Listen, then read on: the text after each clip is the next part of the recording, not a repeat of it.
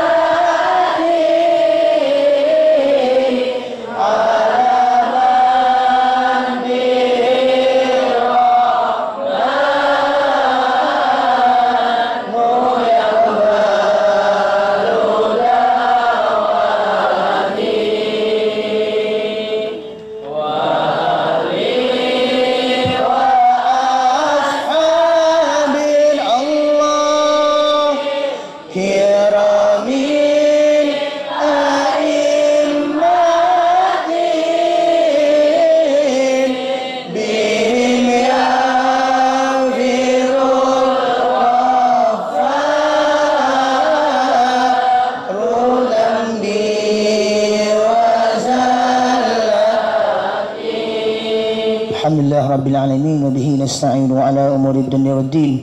Wassalatu wassalamu ala asyrafil anbiya'i wal mursalin sayyidina wa habibina wa syafi'ina wa maulana Muhammadin wa ala alihi wa ashabihi alladhina nalu as-sa'adata al-haqiqiyyata fid dunya wal uqba. Amma ba'du, fala hawla wa la quwwata illa billahil aliyyil azim. Ingkang kula hormati para asatidz Pondok Pesantren Darul Hidayah, ingkang kula hormati para rawuh, para jamaah, para bapak, para ibu, para wali santri saha sedaya santri-santri Darul Hidayah ingkang mugi-mugi dipun paringi ilmu ingkang berkah saha manfaat fid dini wa dunya wal akhirah. Amin amin ya rabbal alamin. Lajengaken napa ingkang kawula aturaken wonten beberapa kesempatan yang lalu, yaitu tentang ciri-ciri ahlus sunnah wal jamaah. Ciri-ciri yang berikutnya dari ahlus sunnah wal jamaah adalah ahlus sunnah menolak akidah liberal. Ahlus sunnah wal jamaah tidak setuju dengan akidah liberal. Apabila ada orang yang mengatakan Islam adalah liberal, maka itu dusta. Islam adalah liberal, maka itu berbohong.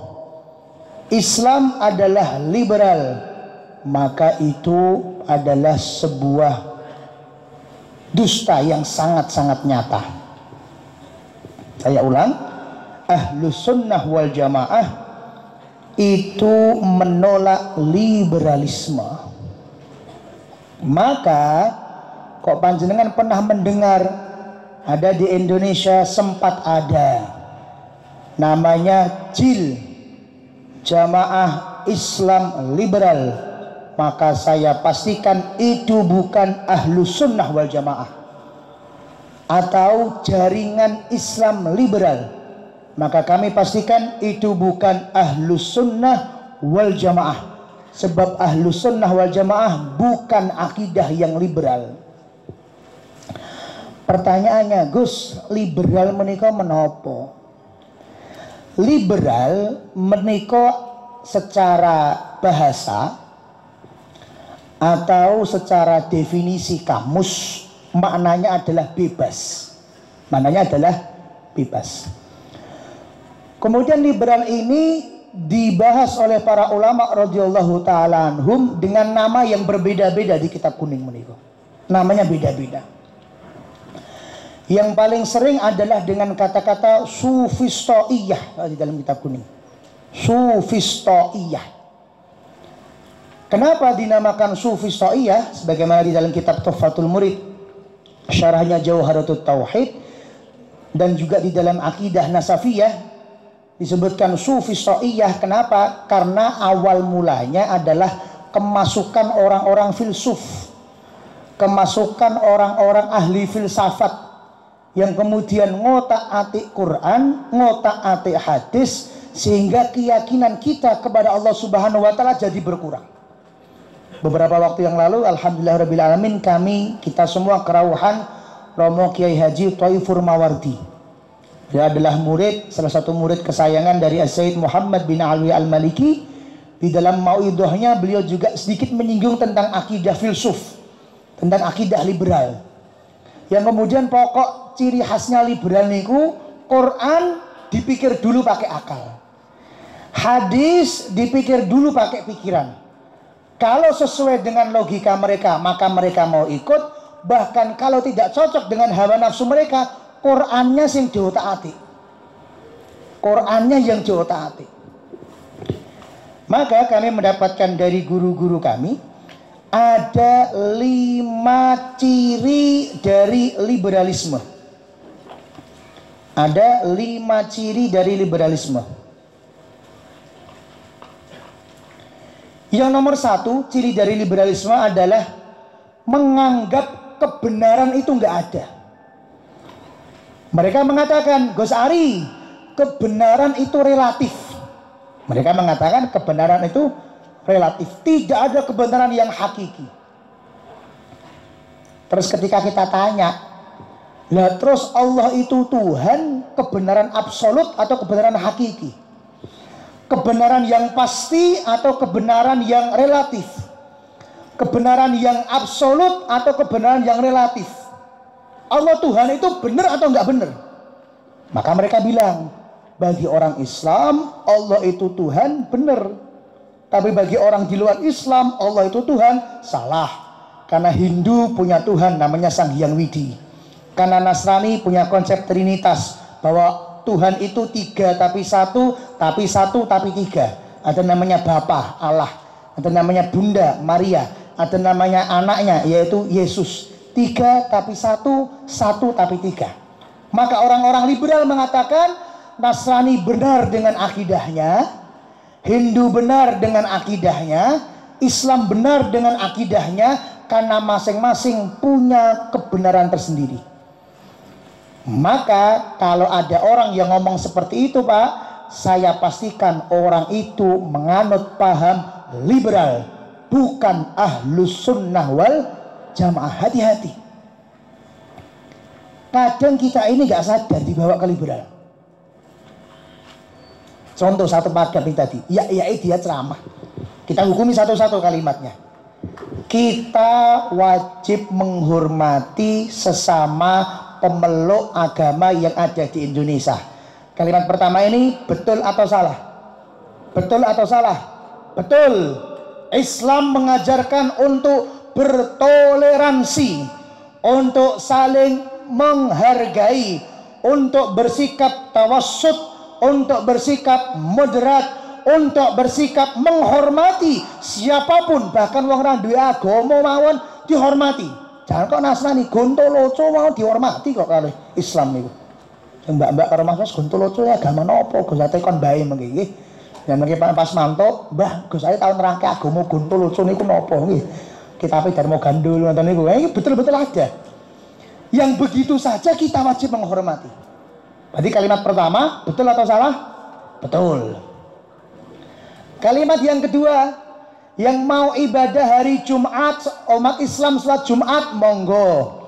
Yang mau ibadah hari Ahad, umat-umat Nasrani, monggo. Yang mau ibadah hari Sabtu, umat-umat Yahudi, monggo. Yang mau ibadah nanti saat hari raya Nyepi, umat Hindu, monggo. Saat Waisak, umat Buddha, monggo. Kalimat kedua, betul atau salah? Betul. Bahwa umat Islam silahkan laksanakan ibadah dengan sebaik-baiknya. Kalau umat Nasrani silahkan laksanakan ibadah yang jenengan yakini sebaik-baiknya. Umat apapun silahkan lakukan ibadah yang panjenengan yakini sebaik-baiknya. Ngeten niki mawon umat Islam yang di Indonesia mayoritas. Umat Islam yang di Indonesia selalu presiden dan wakil presidennya serta menteri agamanya umat Islam. Itu saja masih banyak didiskriminasi. Coba lihat di Surabaya ini. Ada nggak perusahaan yang melarang karyawan perempuannya untuk berjilbab ketika kerja? Ada atau banyak? Ada atau banyak? Banyak. Kita mayoritas umat di Indonesia ini. Presiden selalu Islam dari mulai pertama berdiri. Wakil presiden selalu Islam. Kementerian Agama walaupun mengurusi 6 agama yang ada di Indonesia, tapi menterinya pasti Islam. Itu pun kita masih diinjak-injak.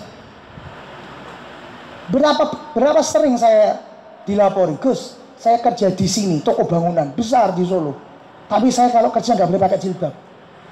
Gus, saya kerja di supermarket ini, tapi kalau kerja nggak boleh pakai jilbab. Yang perempuan, yang laki-laki kerja hari apapun silakan, tapi istirahatnya jam setengah 12 sampai jam 12. Jumatan nggak Jumatan, pokoknya jadi segitu, sudah nggak ada toleransi. Ada nggak yang begitu tempat kerja panjenengan semua? Ada nggak tempat kerja saudara-saudara kita? Kalimat kedua betul, bahwa siapapun mau ibadah nggak boleh dihalang-halangi, nggak boleh diganggu. Silahkan ibadah dengan nyaman, silahkan ibadah dengan keyakinan yang panjenengan miliki. Masuk ke kalimat ketiga, wong Tuhan kita itu sama. Kalimat Tuhan kita sama, salah atau betul? Salah atau betul? Salah atau betul? Salah besar. Kok bisa Tuhan itu sama tuh gimana? Wong kita kepada Yesus Kristus yang disebut sebagai Isa itu bukan Tuhan, tapi itu adalah Nabi menurut kita. Kok bisa mengatakan Tuhan itu sama? Yang dia katakan sebagai Tuhan Bunda Maria, itu bagi kita bukan Tuhan. Itu bagi kita adalah seorang wanita yang sholihah, di mana Siti Maryam adalah ibunda dari Nabi Isa. Siti Maryam lahir dari seorang ayah namanya Imran dan seorang ibu namanya Hannah. Keluarga ini keluarga yang spesial di sisi Islam, tapi bukan Tuhan. Masa disamakan dengan Tuhannya yang bukan Islam? Bisa dipahami ya? Bisa dipahami teman-teman? Jadi mungkin dalam satu paragraf itu ada selipan-selipan satu kalimat, ada selipan-selipan satu frasa, ada selipan-selipan satu hal yang itu bertentangan dengan akidah kita Ahlus Sunnah wal Jamaah. Maka ayo, terutama teman-teman santri, ini dipelajari dengan betul.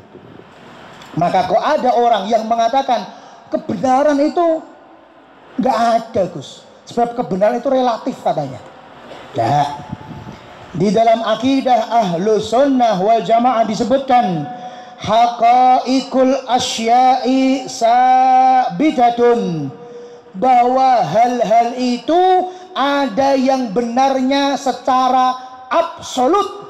Tidak kok semuanya kebenaran relatif. Nek coraku bener, coraku ora bener, ya wis nggak apa-apa kita berbeda. Enggak. Ada beberapa hal yang ini kebenarannya absolut. Wal ilmu biha mutahaqqiqun, cara untuk mengetahui kebenaran itu juga sudah ditentukan. Wa asbabuha salasatun, sebab-sebab mengetahui kebenaran itu ada 3 cara. Saya ulangi, ini akidah Ahlus Sunnah wal Jamaah. Apa kata Ahlus Sunnah wal Jamaah? Kebenaran absolut itu ada. Perkara ada orang nggak mau mengakui, ya terserah. Tapi bagi Ahlus Sunnah, kebenaran absolut itu ada. Dan caranya mengetahui sebab-sebabnya ada 3. Yang pertama adalah al-aqlu, akal. Teman-teman santri semua, 1 tambah 1 sama dengan 5. Siapa yang tidak setuju ngacung? 1 tambah 1 sama dengan 5. Siapa yang tidak setuju ngacung? Ada yang tidak ngacung setuju? Oh ngantuk. Ngacung. Oke, turun. 1 tambah 1 jawabannya berapa? Jenengan tahu itu dari mana? Dari akal pikiran. Kok ada orang mengatakan bagi saya mas 1 tambah 1 5, berarti orang itu salah atau benar? Salah. Tapi kok dia nekat? Enggak, bagi saya tetap benar. Ya terserah. Tapi kebenaran absolut adalah 1 tambah 1 sama dengan 2. Selesai. Jelas ya teman-teman semua? Allah Tuhan dan jadinya Tuhan, satu-satunya Tuhan, itu kebenaran absolut. Yang lain mengatakan, oh enggak Allah punya anak, oh enggak Allah punya istri misalnya, oh enggak Allah punya bapak, oh enggak Allah itu begini, terserah. Tapi bagi Ahlus Sunnah wal Jamaah, inilah kebenaran yang absolut, bukan relatif. Bisa nggak teman-teman semua? Bisa nggak teman-teman semua? Islam adalah agama yang mutlak kebenarannya. Allah adalah zat yang satu-satunya berhak untuk disembah. Bahkan di dalam kitab Jala'ul Afham, kitab syarahnya apa itu? Kitab syarahnya apa? Aqidatul Awam. Jala'ul Afham siapa yang mengarang? Sayyid Muhammad bin Ali Al-Maliki Al-Hasani. Beliau menyebutkan ta'rif dari Allah. Allah itu siapa toh? Allah itu apa toh? Allah itu bagaimana toh?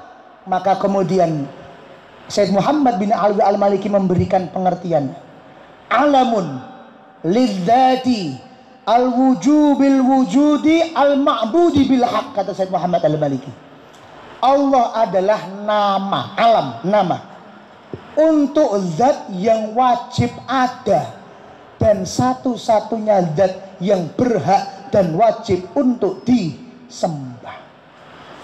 Sehingga di dalam hati kita yang paling dalam tidak boleh kita membenarkan Nasrani bahwa Yesus Tuhan itu betul. Enggak boleh. Di dalam hati kita yang paling dalam enggak boleh mengatakan ini agama yang benar selain Islam, ini agama selain Islam benar. Enggak. Di dalam hati kita yang paling dalam harus ada perasaan betul-betul Islam ini yang betul.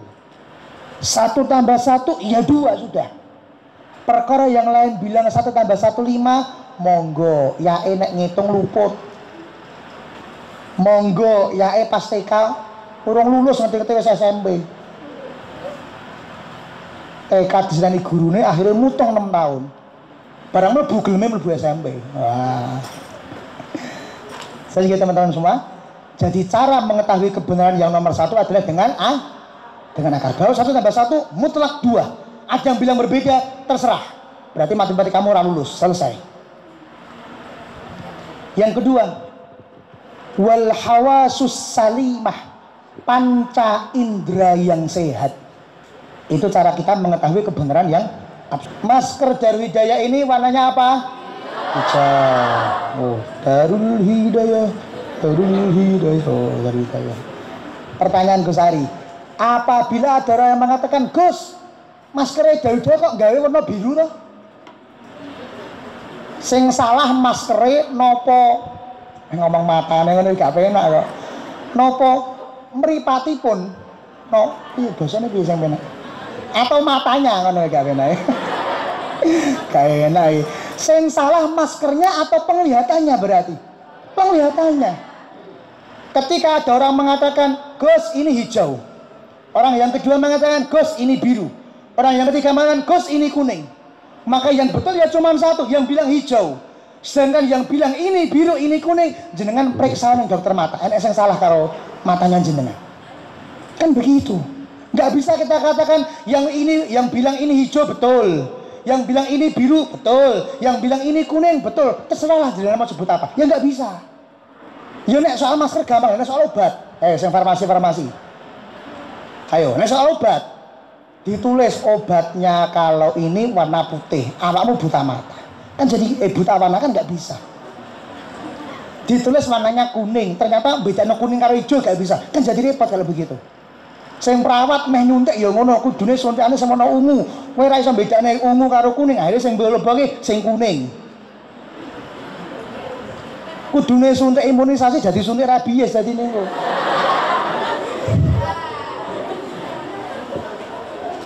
Jadi cara yang kedua untuk mengetahui kebenaran absolut adalah dengan panca indera yang sehat. Begitu teman-teman semua. Saat Maros ngendika teng kula misalnya, dawuh teng kula, Gus, engko bar iki tak jak mangan. Gus Ari, heh? Bar iki tak jak mangan. Heh? Bar iki tak jak mangan. Heh? Po bar iki adus. Po bar iki adus. Maka yang salah bukan Ustadz Marosnya, yang salah kupingnya Gus Ari berarti. Sebab apa? Dengan kuping yang rusak tidak bisa mendengarkan ucapan yang benar. Kan bukan berarti Gus Ari, oh berarti Ustadz Maros ngejadus, bukan berarti betul dong. Tapi gara-gara, kenapa nggak bisa melihat kebenaran? Gara-gara panca inderanya bermasalah. Sehingga teman-teman, cara yang pertama tadi dengan apa? Dengan akal, yang kedua dengan panca indera. Yang ketiga ini yang paling penting dalam akidah sunnah, wal khobarus shadiq, yaitu dengan kabar yang pasti kebenarannya. Jenengan tahu bahwa Allah itu Tuhan, sebenarnya nggak perlu dengan Quran. Kita tahu bahwa di dunia ini ada Tuhan, nggak perlu dengan hadis sebenarnya. Kenapa? Karena dengan terjadinya bumi, dengan terjaganya gunung dan lautan, kok iso lautan sakmono bane banyune ora kutak blas. Umpama goleng sithik sak Sukoharjo kelem. Laut ini 2/3 daripada daratan. Umpama digolengke sithik mawon gak ada gravitasi, habis seluruh dunia. Tapi siapa yang menjaga? Siapa yang menjaga matahari terbit dari timur tenggelam di barat? Siapa yang menjaga gunung-gunung tetap kokoh pada posisinya? Siapa yang menjaga, siapa yang mengatur hujan? Ini saja dengan akal sehat kita tahu bahwa ada Tuhan di muka bumi ini. Ada Tuhan di alam semesta ini. Tapi pertanyaannya, untuk mengetahui nanti di alam akhirat ada pertanyaan, man rabbuka, man nabiyuka, man ikhwanuka. Itu jenengan yakin gak bahwa itu benar? Yakin gak bahwa itu benar? Yakin betul bahwa itu benar? Yakin. Yakinnya dari mana? Apa pernah ngerasake? Hah? Apa pernah ngerasake? Apa pernah tahu kasat mata? Tahunya dari mana? Dari kabar yang pasti. Dari lisan siapa? Dari lisan Nabi Muhammad sallallahu alaihi wasallam. Bahkan nek cara para kiai niku, keadaan di alam kubur niku sing wis tau ngrasake ora iso cerita, sing iso cerita mesti ora tau ngrasake. Ngoten. Alam kubur itu sing wis ngrasake ora iso cerita, sing iso cerita mesti orang tahu ngrasake. Mudeng maksudnya. Nah, kamu bisa cerita tentang alam kubur enggak? Bisa. Berarti wis tau ngrasake urung? Belum. Sing wis tau ngrasake wong sing wis dikubur bisa cerita enggak? Nggak bisa. Jadi sing iso cerita genah orang tau ngrasake, sing wis tau ngrasake ora iso cerita. Tapi kita sebagai ahlu sunnah wal jamaah yakin dengan keyakinan yang mantap bahwa nanti di alam kubur ada orang yang diberi nikmat kubur, ada orang yang diberi siksa kubur, kemudian orang tersebut menunggu sampai nanti datangnya hari kiamat. Kemudian setelah hari kiamat itu hadir, kullu syai'in halikun illa wajhah, segala sesuatu hancur dan hilang fana kecuali hanya zat Allah Subhanahu wa taala. Habis itu kemudian Allah membangkitkan manusia pertama kali, yaitu Nabi kita Muhammad sallallahu alaihi wasallam, baru kemudian Nabi Ibrahim, baru kemudian para rasul dan para nabi, baru kita semua. Kemudian kita akan dikumpulkan di padang mahsyar sampai nanti masuk ke surga dan neraka. Yakin nggak terhadap hal itu? Yakin. Dari mana yakinnya? Yakinnya dari kabar yang pasti yang terucap dari lisan Nabi Muhammad sallallahu alaihi wasallam. Maka saya ulangi, Ahlus Sunnah wal Jamaah menolak konsep liberal, di mana liberal ciri-ciri yang nomor satu adalah dia tidak mengakui adanya kebenaran yang absolut. Padahal menurut Ahlus Sunnah kebenaran yang absolut itu ada, bahkan tanda-tandanya, ciri-cirinya, sebabnya ada 3. Yang pertama bisa didapatkan dengan akal sehat, yang kedua bisa didapatkan dengan panca indera yang sehat, dan yang ketiga bisa didapatkan dengan kabar yang pasti dari Quran maupun dari lisan Nabi Muhammad sallallahu alaihi wa ala alihi wa sahbihi wasallam. Ciri liberal yang kedua, ada 5 nanti totalnya. Ciri liberal yang kedua, liberalisme memiliki anggapan tentang pluralisme agama, yaitu semua agama benar secara syariat. Terhadap hal ini kita harus teliti di dalam menghukumi ucapan seseorang. Misal, ada orang mengatakan semua agama sama. Kita tanya dulu, Pak, jenengan bilang semua agama sama itu sama dalam hal apa? Oh, Gus, sama dalam hal kalau sama-sama nyuri ya sama-sama di penjara. Oh, betul kalau begitu. Siapapun orangnya, kalau memang melakukan pelanggaran, memang melakukan kriminal, ya dihukum, nggak apa-apa. Betul. Maksud jenengan semua agama sama niku napa, Gus? Meh nganggo topi Santa Claus, meh nganggo imamah, nek numpak motor orang gawe helm, ya tetap ditilang polisi. Oh betul. Ora apeh awakmu, wah iki sunah nganggo imamah, terus motoran nganggo imamah, ora mungkin cekel polisi. Ya ora mesti kok. Kecuali nek ditekoni, dari mana Mas? Dari ngaji, kula santine Gosari. Ya mungkin ora ditilang. Ya tapi coba nanti ya. Kalah ngajari elek nih. Sebab ada beberapa kita ya seperti ini. Bilang, saya kerja tempat ibu ya, saya di Darul Hidayah. Ustaz-ustaz barang ya ngono kok. Kerja nang ngarepan.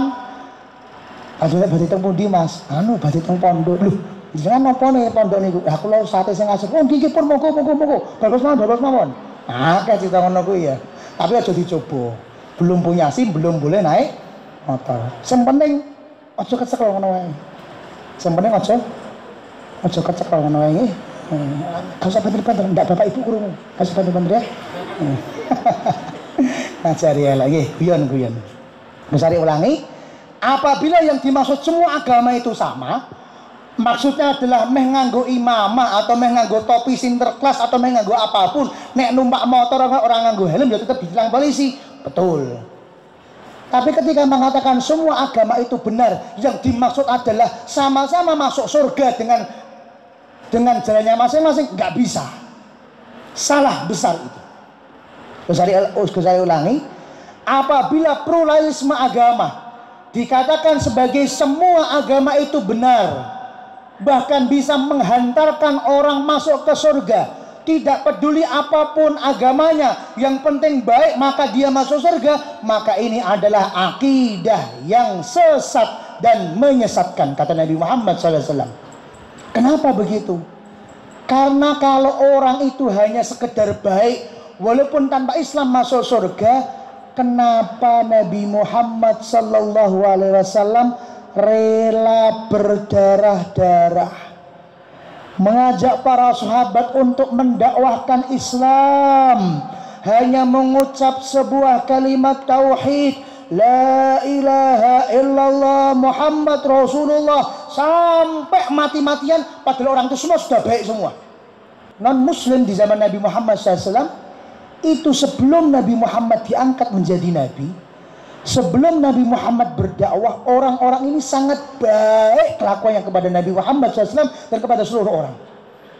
Bagaimana sedekahnya Abu Lahab? Abu Lahab ini Masya Allah, wong sing lomane ora umum. Abu Lahab itu, budak itu kalau sekarang harganya sekelas Kijang Innova, berarti kurang lebih 350 sampai 400 juta. Budak di zaman itu harganya, kita hitung kemarin, itu kurang lebih dengan satu mobil sama 350 sampai 400 juta kalau zaman sekarang. Jadi jenengan punya budak satu ketika itu podo karo duwe Kijang Innova satu. Dan lihat, ketika bukan anaknya tapi ponakannya, Abu Lahab punya adik namanya Sayyid Abdullah. Sayyid Abdullah punya istri namanya Siti Aminah. Dan ketika Siti Aminah hamil Nabi Muhammad SAW, kemudian Kanjeng Nabi dilahirkan dari rahim Siti Aminah, Suwaibah, budaknya Abu Lahab, derek persalinan, bantu persalinan Kanjeng Nabi. Ini budaknya Abu Lahab. Setelah anak itu lahir dengan wajah yang sempurna, dengan keadaan yang sempurna, dengan segala macam kondisi yang sempurna, kemudian Suwaibah lari maringi kabar dumateng Abu Lahab, tuane, wahai tuanku Abu Lahab, niki bersyukur ponakane jenengan lahir ganteng, putih, mancung, rambutnya klimis pun sempurna banget gantengnya. Abu Lahab saking senengnya, ya wis seneng kono kowe bebas kowe. Jadi ibarat Ustaz Mahrus bibar, Ustaz Mahrus ngabari kula, Gus, murid-murid dari Hidayah ranking 1 se-Indonesia misalnya. Langsung kula wis nono kontak Innovaku nang gawonen ngoten niku. Ayo. Berarti orang yang bisa seperti itu wong loman apa wong mboten loman? Wong sing sedekah 1 kali 2 kali atau sudah beribu-ribu kali. Beribu-ribu kali. Kok iso hanya mendengar kabar bahagia saja langsung sak mobil nyoh PN. Orang baik atau orang enggak baik berarti? Baik. Tapi kebaikan itu semuanya berubah ketika Nabi Muhammad SAW mengajak, Pak Di, saudaraku, tetanggaku, Pak, Bu, kula sak menika sampun diangkat dados nabine Allah. Buktine niki jenengan sampun mirsani mukjizat kula menika nabi yang dikabarkan dulu oleh Nabi Adam, oleh Nabi Ibrahim, bahkan oleh Nabi Isa sekalipun, semua mengabarkan tentang saya. Tulung jenengan derek kula kersane selamat dunia akhirat. Baru kemudian orang-orang ketika itu mereka menjadi tidak baik dengan Nabi Muhammad dan semua orang yang memusuhi dan semua orang yang mencintai Nabi Muhammad SAW. Kalau semua agama bisa menjadikan orang masuk ke dalam surga, kenapa Nabi Muhammad berdarah-darah? Kenapa Nabi Muhammad sangat menekankan untuk berdakwah? Kenapa para sahabat diajak oleh Nabi, ayo kita hijrah, tinggalkan anak istri. Padahal istrinya ketika itu ada yang Nasrani, ada yang Yahudi, ada yang penyembah ini, penyembah ini.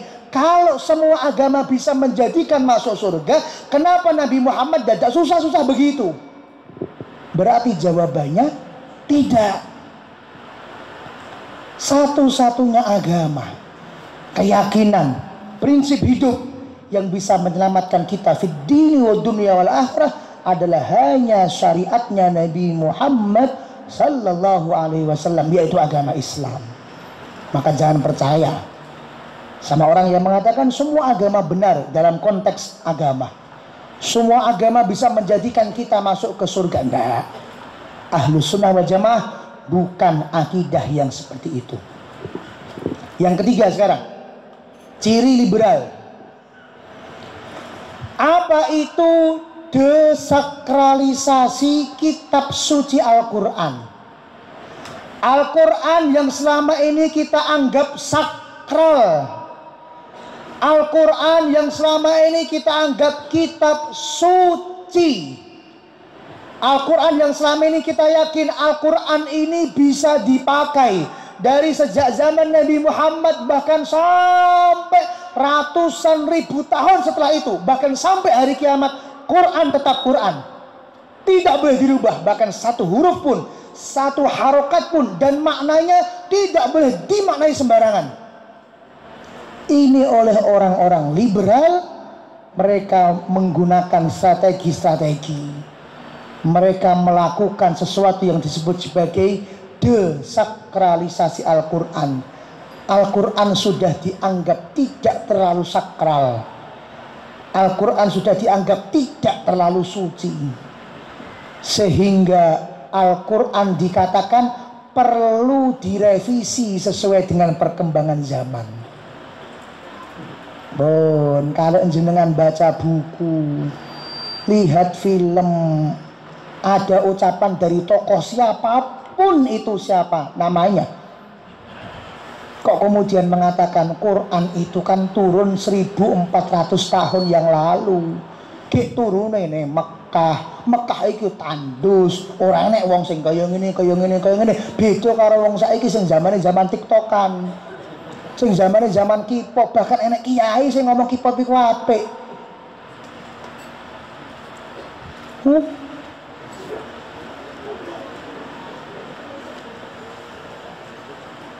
Kok kemudian dia mengatakan Al-Quran itu zaman sekarang kan dengan zaman yang sudah berbeda, dengan kondisi Indonesia yang sudah berbeda dengan Mekah.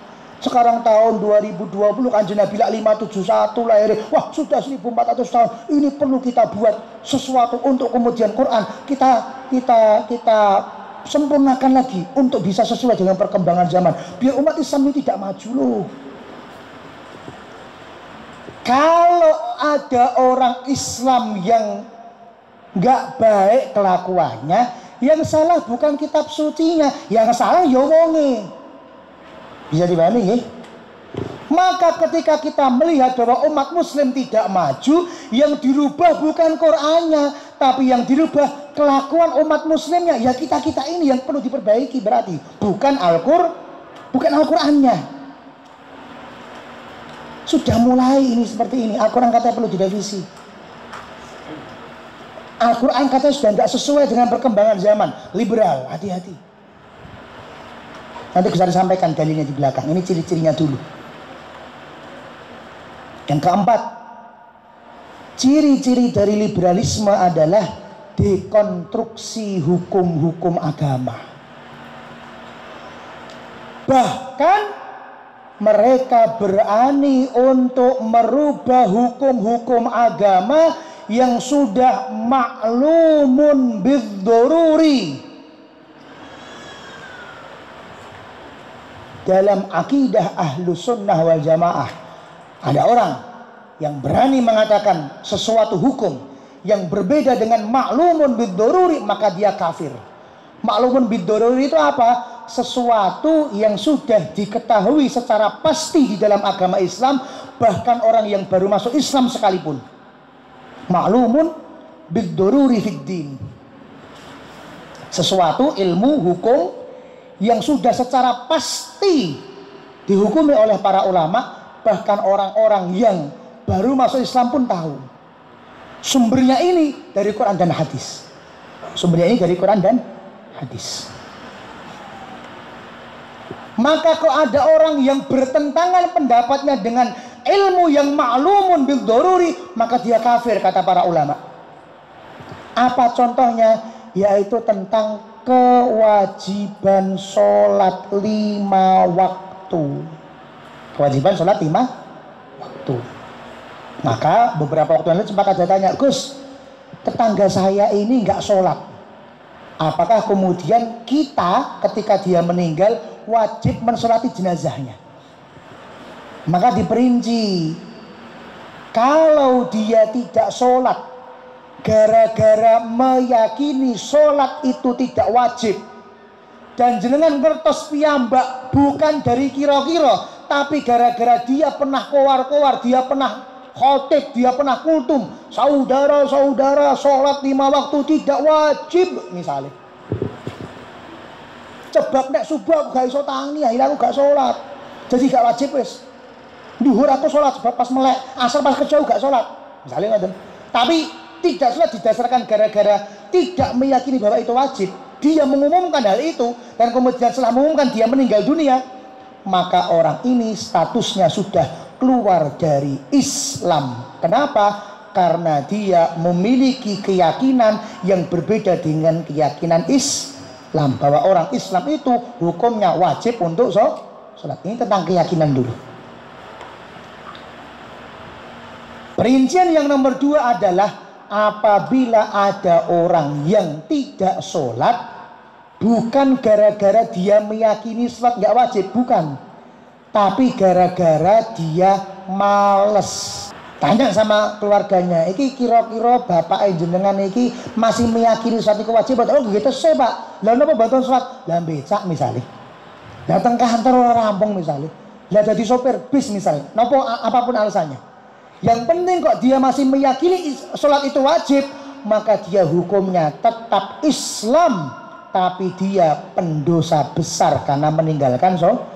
Tapi hukumnya tetap Islam. Kalau dia tetap Islam, berarti tetap wajib mendapatkan haknya, yaitu apabila dia meninggal dunia dimandikan, dikafani, disolati, dan dikuburkan. Bisa dipahami ya?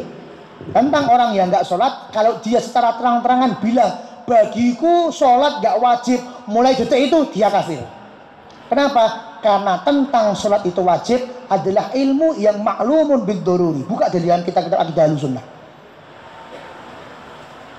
Yang kedua, orang yang mengatakan bahwa sholat itu bagi saya tetap wajib Gus, tapi aku males, ora sempat. Nah, berdasarkan survei yang kami lakukan di masyarakat ini, apabila ada orang yang tidak sholat, 99,99% semua meyakini sholat hukumnya tetap wajib, ngerti sholat itu wajib, tapi memang belum ada kesempatan, atau mereka bilang sibuk, atau mereka bilang males, sehingga dia belum sehingga mayoritas orang Indonesia yang nggak sholat hukumnya tetap Islam, sehingga ketika meninggal dunia tetap wajib disolati. Nah ini misal ada orang yang mengatakan begitu, sholat gak wajib Gus, maka dia keluar dari Islam, keluar dari Islam.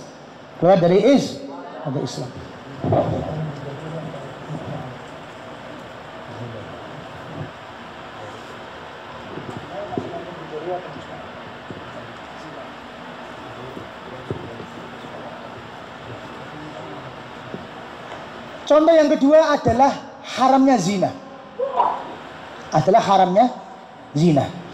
Keharaman zina ini dalilnya secara nas dan secara pasti dari Allah Subhanahu wa ta'ala. Sehingga kata para ulama tentang keharaman zina ini termasuk kepada barang yang maklumun fid dini bid doruri, sesuatu yang secara mutlak diketahui kebenarannya di dalam Islam, sehingga mengingkari hal ini berarti sudah kafir.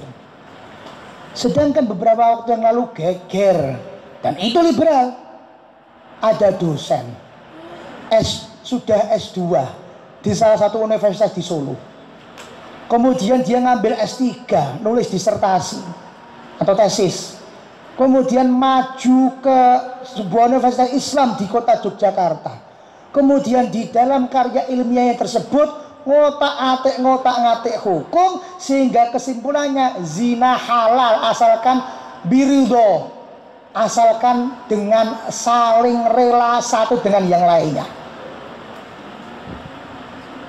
Ini dosen Islam, ngajar mata kuliah Islam, universitas Islam, dan yang menolak bukan cuma Al-Hidayah, NU menolak hal itu. Buka kitab Hasyim Asy'ari. Para habaib menolak hal itu, para kiai menolak hal itu.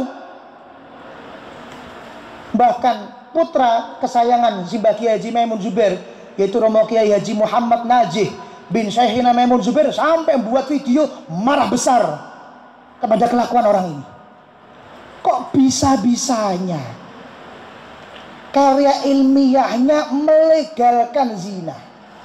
Maka begini teman-teman, walaupun teman-teman baru santri sufla sekalipun, walaupun teman-teman baru mondok seminggu sekalipun, membantah profesor yang model begini wajib hukumnya, tidak usah takut. Sebab kata Syekh Nawawi Al-Bantani, sebab kata Syekh Nawawi Al-Bantani, simbah buyutnya Kiai Ma'ruf Amin, Syekh Nawawi Al-Bantani mengatakan, min khususiyati hadhil ummah, termasuk kespesialan dari umat ini, termasuk kekhasan dari umat ini adalah orang yang baru belajar agama atau anak kecil itu boleh memberikan nasihat kepada orang besar apabila orang yang sudah dewasa itu terang-terangan melakukan maksiat. Ini kata Syekh Nawawi Al-Bantani. Anak kecil diberikan izin oleh syariat untuk menasehati orang tua, orang dewasa, yang orang dewasa ini secara terang-terangan melakukan maksiat. Itu termasuk kespesial umat ini. Bahkan kata Allah Subhanahu wa taala, kuntum khaira ummah ukhrijat linnas. Kita ini menjadi umat yang terbaik. Apa ciri-cirinya? Ta'muruna bil ma'ruf. Kalau ada kebaikan, kalau ada kegiatan yang betul, kegiatan yang baik, fatwa yang betul, dukung sedukung-dukungnya.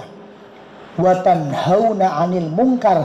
Kalau ada satu yang nyeleweng, satu yang bengkok, satu yang sudah tidak berada pada garis yang benar, satu yang mengajarkan akidah yang sesat, maka yang lain wajib untuk saling menegur dan menasihati. Wajib itu hukumnya. Ada orang bilang Kanjeng Nabi rembes, wajib kita betulkan. Ada orang bilang Siti Aisyah kok nikah mau ya umur 9 tahun sama orang 50, kok seneng karo mbah-mbah. Kanjeng Nabi dia ngono mbah-mbah, wajib kita betulkan. Kanjeng Nabi dia mau nyolong jambu, wajib kita betulkan. Nyolong jambu nak cilianmu, nak ciliannya Kanjeng Nabi orang mungkin nyolong jambu. Sudah sedikit demi sedikit orang-orang liberal ini masuk sedikit demi sedikit ucapan-ucapannya. Bahkan kami tahu seorang ulama di kota Solo yang sangat-sangat berhati-hati dan beliau paling tidak mau terhadap konflik. Beliau adalah guru kita semua, Al-Habib Alwi bin Ali Al-Habsyi, pengasuh Majlis Ta'lim Al-Hidayah dan pengasuh Ponpes Riyadul Jannah di Majulaban. Beliau juga murid dari Habib Anis. Beliau juga murid dari Habib Umar bin Hafid. Dan beliau sekarang ini menjadi guru besar dari para Habib-Habib muda Solo. Jangan tahu siapa gurunya adalah Habib Alwi. Habib Syarif Mulahela yang sering ngawas tempat Gus Dullah Saat, beliau muridnya Habib Alwi. Habib Muhammad bin Yahya Barokbah yang ceramahnya mirip dengan Habib Umar Mutahar, beliau adalah muridnya Habib Alwi. Habib Hasan bin Zainal Aidus, beliau adalah muridnya Habib Alwi. Habib Alwi ini orang yang paling menghindari konflik. Tapi ketika ada orang yang ngoceh Kanjeng Nabi katanya rembes, Habib Alwi nulis surat pernyataan, saya menolak pendapat orang ini. Yang kita tolak bukan orangnya. Kita nggak ada masalah dengan siapapun, tapi kalau sudah menyesatkan umat dan kemudian sampai dia bawa ceramah itu kemana-mana, sangat berbahaya. Dan orang semacam ini ketika meminta maaf harus baroah dalam istilah taubat akidah Ahlussunnah.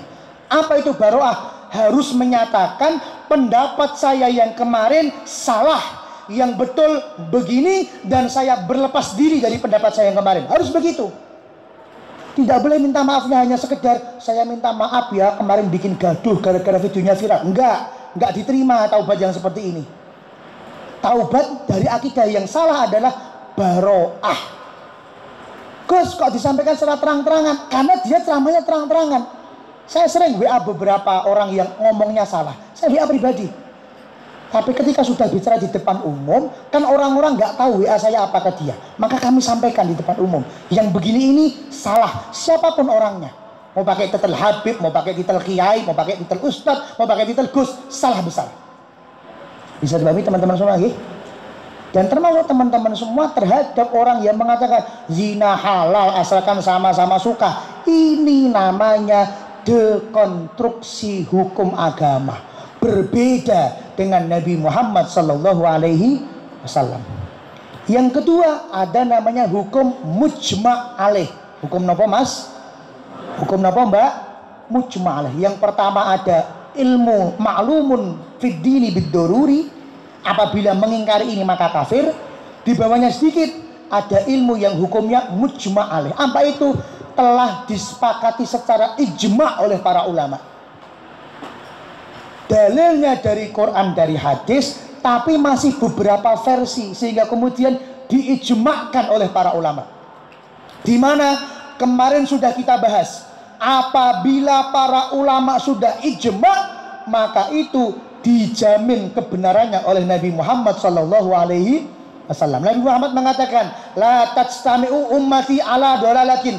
Kok ulama sudah ijma', Hanafi sama, Maliki sama, Syafi'i sama, Hambali sama, ulama-ulama yang lain sepakat tentang hal ini, tidak mungkin kesepakatannya itu salah, kata Nabi Muhammad. Apa kata Nabi Muhammad? Fa idza ra'aitum ikhtilafan, apabila jenengan melihat ada perbedaan pendapat, sing satu ngomong jilbab wajib, sing satu ngomong jilbab ora wajib, tekoni dalile ora apal dalile. Maka dawuhnya Kanjeng Nabi, fa'alaikum bisawadil a'dham, maka kita harus berada pada pendapat mayoritas para ulama. Jangan ikuti satu dua orang yang nyeleneh, tapi ikutilah mayoritas ulama yang ada di seluruh dunia. Bahkan di dalam risalah Ahli Sunnah wal Jamaah yang dikarang oleh pendiri Nahdlatul Ulama, namanya adalah Hadratus Syekh Syidi Hashim Asy'ari, di bab yang kedua tentang at-tamassuki ahli jawi bi aqidati ahli sunnah. Di bab yang kedua, pasal yang kedua, Syidi Syekh Hashim Asy'ari menyebutkan ciri-ciri akidah yang benar. Apa itu? At-tamassuk bi kutubil mu'tabarah. Kata Syekh Hashim Asy'ari, pendapat yang benar adalah pendapat yang merujuk dari kitab-kitab mu'tabarah ad-dauliyah yang telah disepakati oleh ulama internasional. Kalau kita fikih, ya Fathul Qarib, ya Fathul Mu'in, ya Fathul Wahhab, ya I'anatul Talibin, atau apapun itu namanya. Kalau kitab hadis, ya Sahih Bukhari, Sahih Muslim, Imam Nasai, Imam Tirmidzi, dan lain sebagainya. Nah, kalau kitab akidah, ya Aqidatul Awam, Jalul Afam, dan segala macam syarah-syarahnya, Kifayatul Awam, dan segala macam jenisnya, Dasuki, dan segala macam jenisnya, Jawharatul Tauhid, dan segala macam syarahnya. Ini akidah yang benar. Tentang pernikahan, ya Qurratul Uyun sudah. Mungkin teman-teman sudah hafal, ya Fathul Izar sudah. Dan ini ada katanya bunyai, katanya kiai, katanya ustadz, bikin forum namanya F3K, FK3, Forum Kajian Kitab Kuning. Ini kemudian mengkritik kitabnya Qurratul Uyunnya Syekh Nawawi Al-Bantani. Padahal kitab Qurratul Uyunnya Syekh Nawawi Al-Bantani ini diajarkan dari mulai NU berdiri sampai sekarang. Bahkan Syekh Al-Bantani sudah ada sebelum NU itu ada. Dan ini maha gurunya kiai NU. Dikritik gara-gara di dalam Qurratul Uyun, Syekh Nawawi Al-Bantani mengatakan ar-rijalu qawwamuna 'alan nisa. Di keluarga itu kepala keluarganya laki-laki, bukan perempuan. Orang-orang liberal main-main loh. Kalau begini kan nggak bisa emansipasi wanita kalau begitu. Akhirnya ngorek-ngorek, golek-golek kesalahan kitab Qurratul Uyun dengan catatan ikilah. Nek saya ditanya, Gus, percaya sama FK3 ini atau percaya kepada Syekh Al-Bantani? Saya dengan mutlak dan ikhlas mengatakan, saya jauh lebih percaya dengan Syidi Syekh Imam Nawawi Al-Bantani daripada orang-orang sekarang yang katanya mengkritik kitab Qurratul Uyun. Nah, kalau Qurratul Uyun salah, demo tebireng belajar Qurratul Uyun. Kalau Qurratul Uyun salah, demo pesantren sarang, pesantren bangun, belajar kitab Qurratul Uyun. Tanya sama para kiai sama bunyai se-Indonesia, apa kitab yang diajarkan? Qurratul Uyun. Walaupun yang dia orang diajarno. Mereka sesuai namanya mereka lagi diajarno ya. 5 menit terakhir.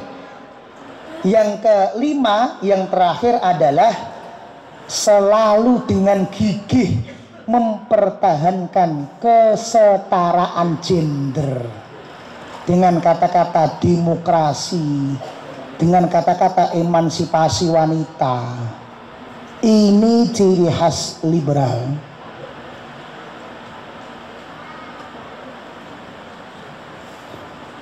Bahwa ngeten Bapak Ibu, hukum Islam itu didesain oleh Allah dan Nabi Muhammad SAW dengan equal. Equal itu adalah seimbang. Walaupun di satu sisi seakan-akan lebih berat laki-laki, tapi di sisi lain pasti nanti ada yang lebih berat perempuan. Di satu sisi laki-laki lebih diuntungkan, tapi di sisi lain perempuan diuntungkan. Contoh babakan waris mawon gampang. Anak laki-laki mendapatkan 2 bagian dibandingkan anak yang perempuan 1 bagian. Nek ada 300 juta, anak lanang siji, anak wedok siji, ahli waris yang lain nggak ada, maka ini namanya asobah, sisa, langsung dibagi habis. Yang 200 juta untuk anak laki-laki, yang 1 juta untuk anak perempuan. Orang liberal mengatakan, "Loh, nggak adil, Gus. Kudunya 150 kudunya." Dalam hal pembagian koyo-koyo luweh penak sing laki-laki. Tapi coba lihat dalam babakan nafkah. Di Islam itu hukum yang utuh. Jangan cuma bahas warisnya saja, bahas semuanya. Dalam babakan nafkah, harta yang dimiliki oleh suami, dengan harta tersebut dia wajib ngopeni bojo, berapapun bojone. Sing bojone siji wajib diopeni, sing bojone papat ora kok bojo nom terus diopeni. Tapi kuape kok diopeni harus adil, ini nggak bisa adil, haram berpoligami. Dan begitu hukumnya. Berapapun anaknya wajib dinafkahi dari harta milik suami. Tapi dari harta milik perempuan, perempuan tidak wajib menggunakan hartanya untuk menafkahi keluarga, enggak. Jadi bagi suami, "Dek, duitku yo duitmu." Tapi istri bilang ke suami, "Mas, duitmu yo duitku, tapi duitku dewe." Ayo, kalau begitu enak mana berarti laki-laki sama perempuan? Perempuan dapat 200 juta, tapi 200 juta itu harus dinafkahkan kepada istri dan anaknya. Yo nek anaknya siji, lan anaknya akeh. Yo nek kebutuhane sithik, lan kebutuhane akeh. Tapi ketika perempuan, walaupun ketok dapetnya 1 juta, tapi dipek diri orang tidak wajib dibagi kepada siapapun. Bisa dipahami ya? Bisa dipahami ya? Sama kayak soal. Ada Mas Dito, tak kasih 10 soal. Mas Cahyo, tak kasih 10 soal. Soal nomor 1, 2, 3, Cahyo salah. 4 sampai 10, Cahyo betul. Sebaliknya, Dito 1 sampai 7 betul, 8, 9, 10 salah. Nomor 1 pinter Dito apa pinter Cahyo? Pinter Dito, wong Cahyo salah. Tapi nomor 10 pinter Dito apa pinter Cahyo? Pinter Cahyo, wong Dito salah. Tapi secara nilainya Cahyo berapa? 7. Nilainya Dito berapa? 7. Kenapa? Karena sama-sama salah 3. Islam ya begitu. Di poin A koyo-koyo menang laki-laki, perempuan kalah. Tapi di poin B koyo-koyo menang perempuan, laki-laki kalah. Di poin C koyo-koyo menang laki-laki, perempuan kalah. Poin D koyo-koyo menang perempuan, laki-laki kalah. Tapi ketika hukum Islam ini betul-betul secara kafah, secara utuh, maka jadinya ketemu equal. Oh, ternyata seimbang. Seiring dengan kemudahan yang didapatkan, ada tanggung jawab yang besar. Seiring dengan kesulitan yang dihadapi, ada kemudahan yang besar. Lanang ya gampang, tapi kan wajib ngene. Sebaliknya, wedok ya susah, tapi kan boleh ngene. Jodoh misalnya, laki-laki boleh memilih siapa yang akan dia lamar. Betul nggak? Betul. Nanti Cahyo milih siapa ya terserah. Ya perempuan pripun Gus? Perempuan boleh memilih mana lamaran yang akan diterima. Padha-padha milih enak. Enak nggak? Ayo sedang lamaran kono rasa suwe-suwe. Dan ya teman-teman semua, mohon Gus Ari ulangi, 5 akidah liberal. 1, ciri-cirinya adalah menganggap relativisme terhadap kebenaran, nggak ada kebenaran absolut. Yang kedua adalah apa? Nggak dengar apa? Mengatakan semua agama sama atau pluralisme agama. Yang ketiga, desakralisasi hukum Al-Quran. Al-Quran dikatakan sudah nggak pantas lagi dipakai zaman sekarang, harus direvisi, harus disempurnakan, disesuaikan dengan zaman katanya. Yang keempat, dekonstruksi hukum-hukum agama, terutama hukum-hukum agama yang maklumun bil doruri. Zina mutlak haram, dia bilang halal. Jilbab mutlak wajib, dia bilang nggak wajib. Yang kelima adalah